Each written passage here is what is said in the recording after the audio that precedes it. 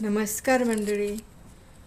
बघा, आज मी मंचाव सूप केलेलं आहे.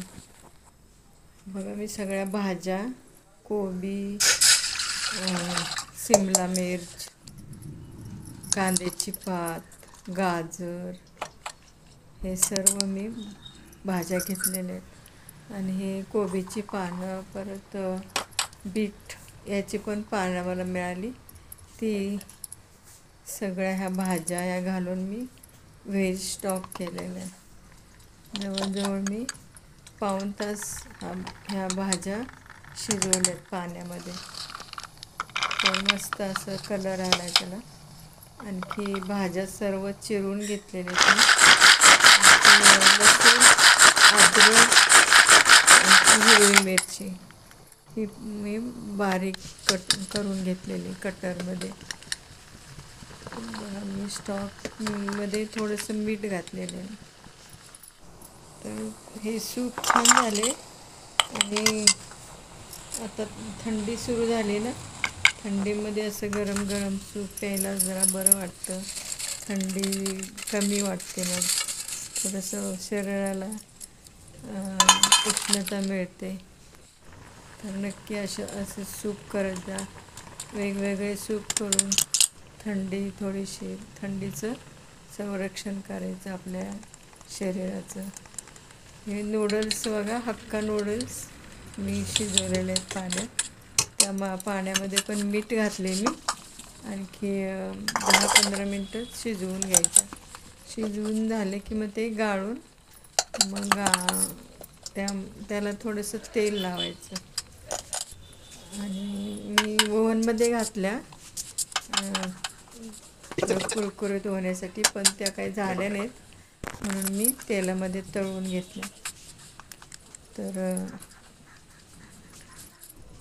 बघा, खूप छान झाली रेसिपी. आणि काही झंझट थोडी आहे भाज्या चिरायची, पण कटर असेल तर लवकर होतं काम. आता मी फोडणीला तेल आणि बटर थोडं घातलेलं. आणि मी कटरमध्ये आलं, लसूण आणि मिरची जी बारीक केलेली होती ती आधी घातली. नंतर मी भाज्या घालून थोडंसं फ्राय केलेलं आहे. चांगलं 5-10 मिनटं फ्राय करून घ्यायचं. आणखी मग त्याच्यामध्ये आपल्याला परत soya sauce, red chilli sauce, vinegar,